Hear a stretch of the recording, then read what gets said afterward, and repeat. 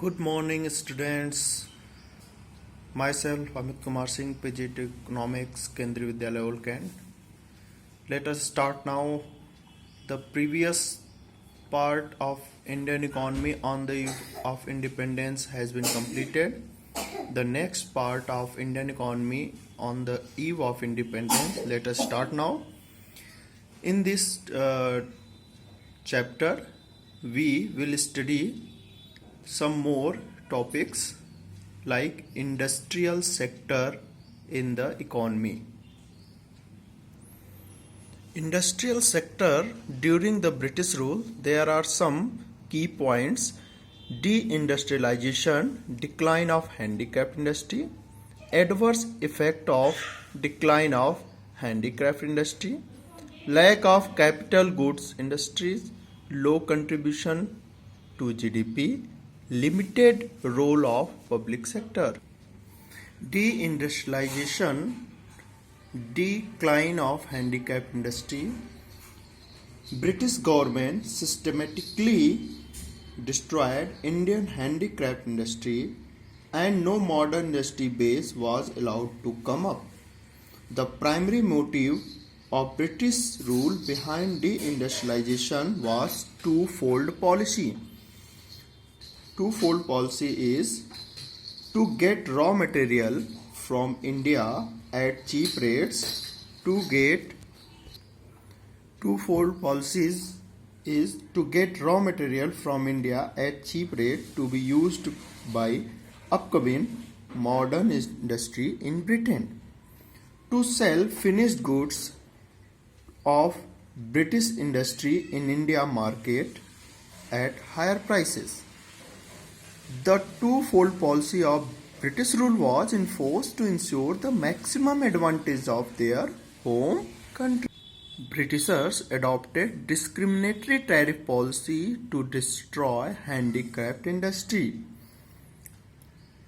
This policy allowed free export of raw materials from India and free import of final goods of British industry to India, but heavy duty was imposed on the export of Indian handicrafts.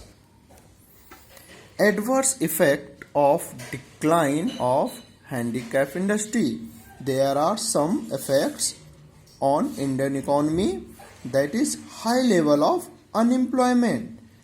It means the person who involved in handicraft industry were unemployed, and the import of finished goods.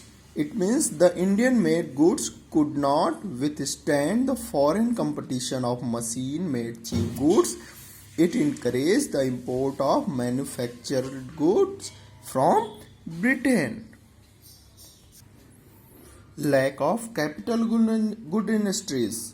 Capital goods industries refers to those industries which can produce machine tools which are in turn used for producing articles for current consumption.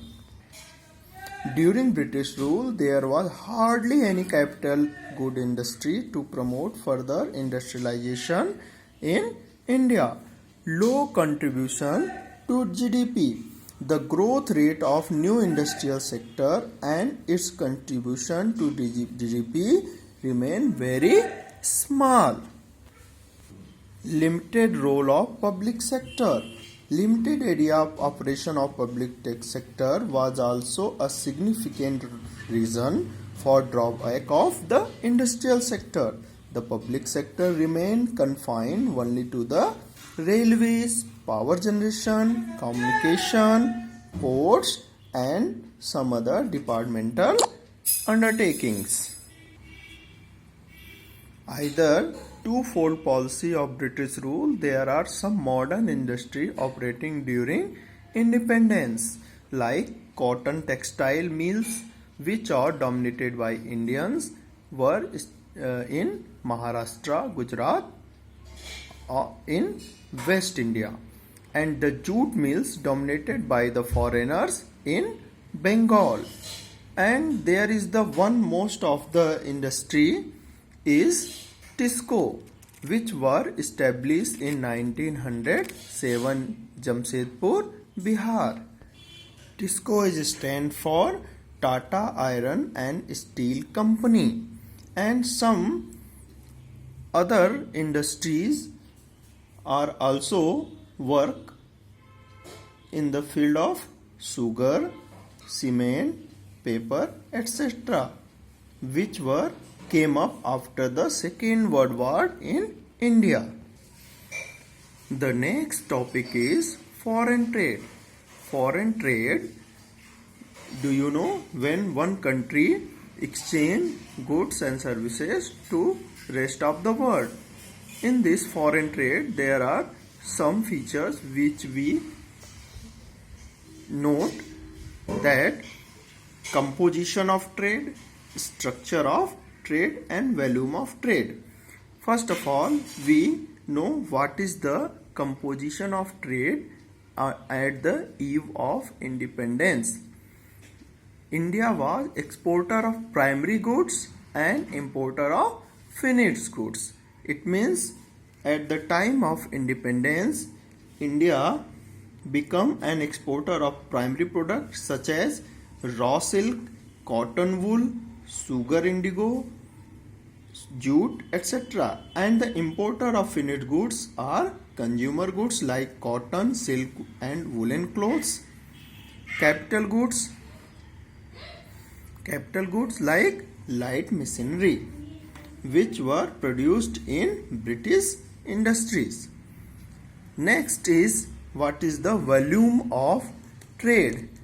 Due to British rule, there is the monopoly control on trade. More than half of India's foreign trade was restricted to Britain, and rest of the with China, Sri Lanka and Iran. Due to opening of Suez Canal in 1869, the trade with Britain was increased. Except India was exporter of raw materials and importer of finished goods, there was huge export surplus due to excess export. But there are drain of Indian wealth during British rule. It means the excess export generate huge export surplus, and these huge export surplus do not benefit to Indian economy. Then what happened with these huge export surplus? These huge export surplus used in to meet expenses on war fought by British government in different countries of the world, and to make payment to an office set up by the colonial government in Britain, and also to import invisible items. Invisible item means the services which imported by Britishers from Britain, they also pay them. The next most important subtopic is demographic condition.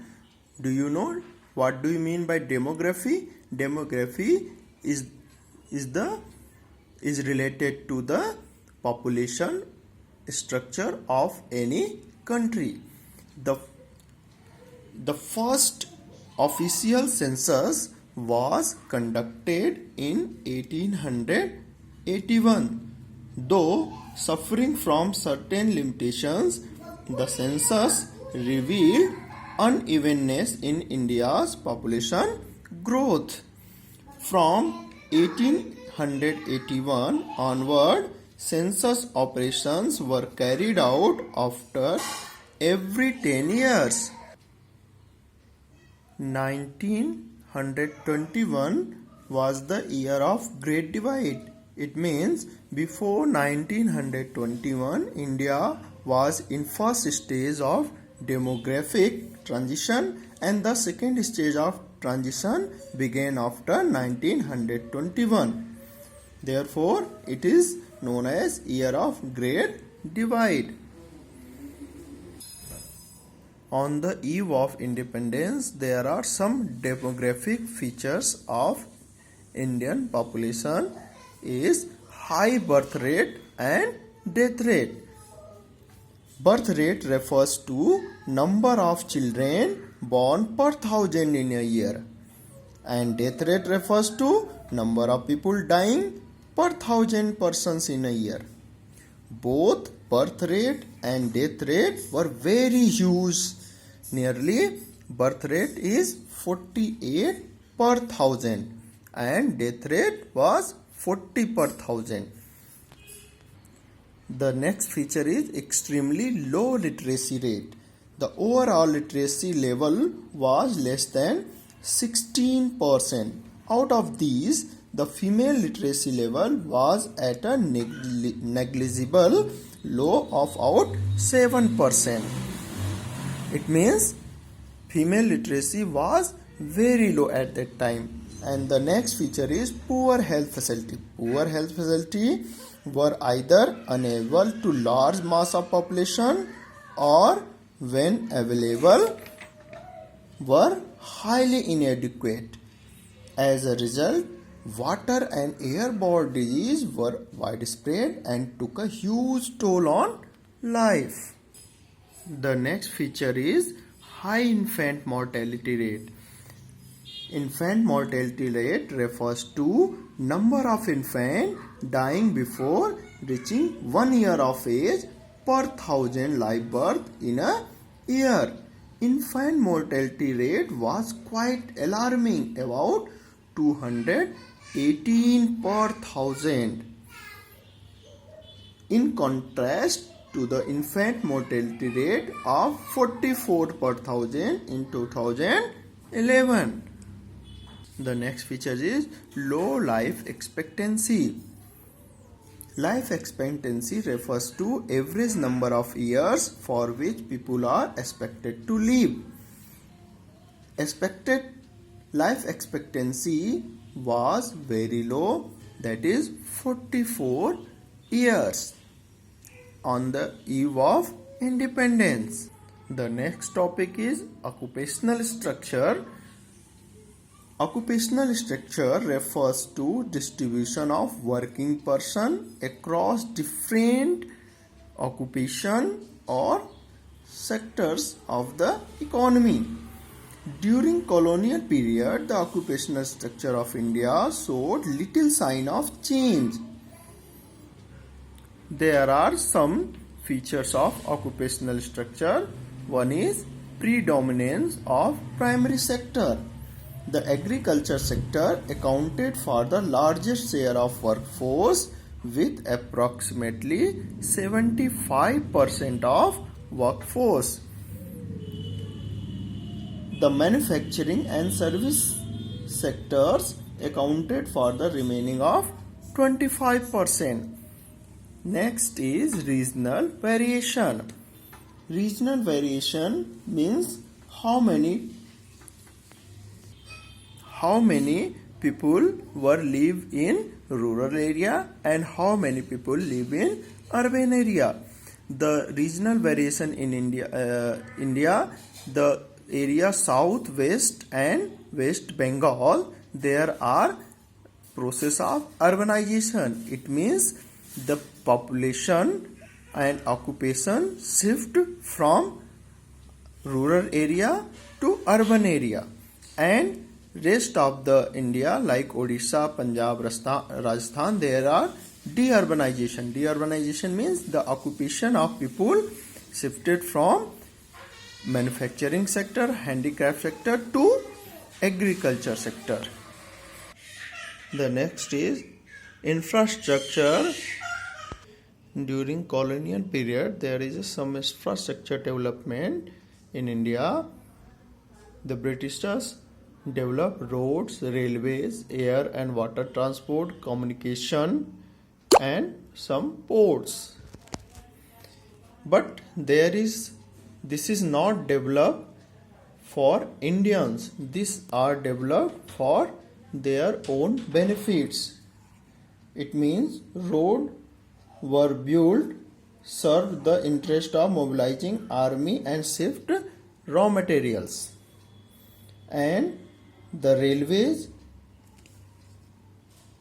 also enable to commercialize of Indian agriculture that adversely affect the comparative self-sufficient of village economy in India.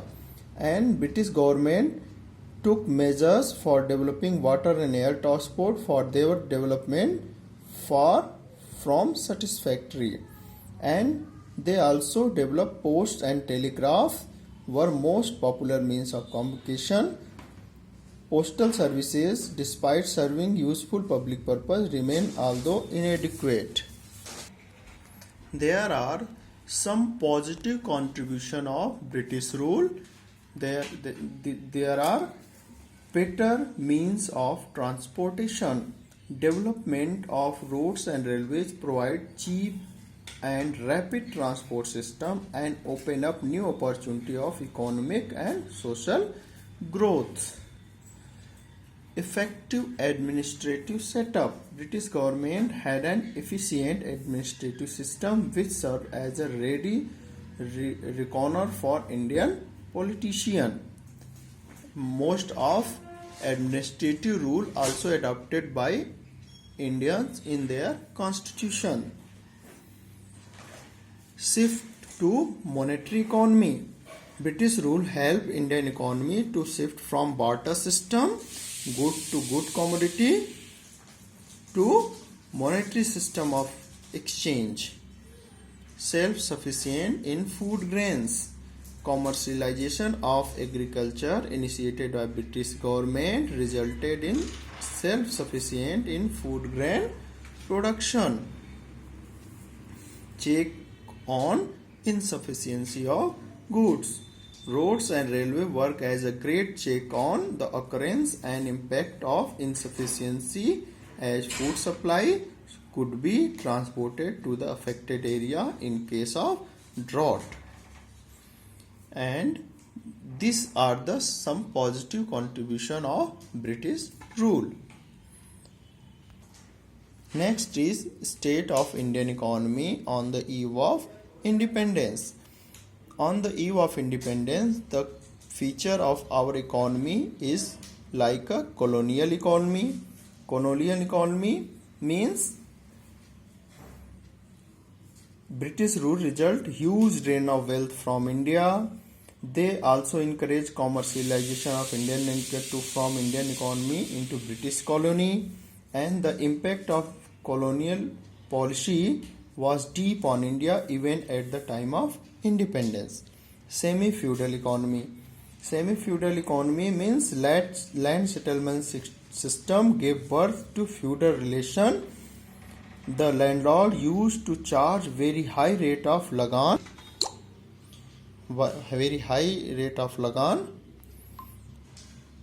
and this developed semi-feudal economy. Stagnant economy, backward economy, depleted economy, and amputated economy.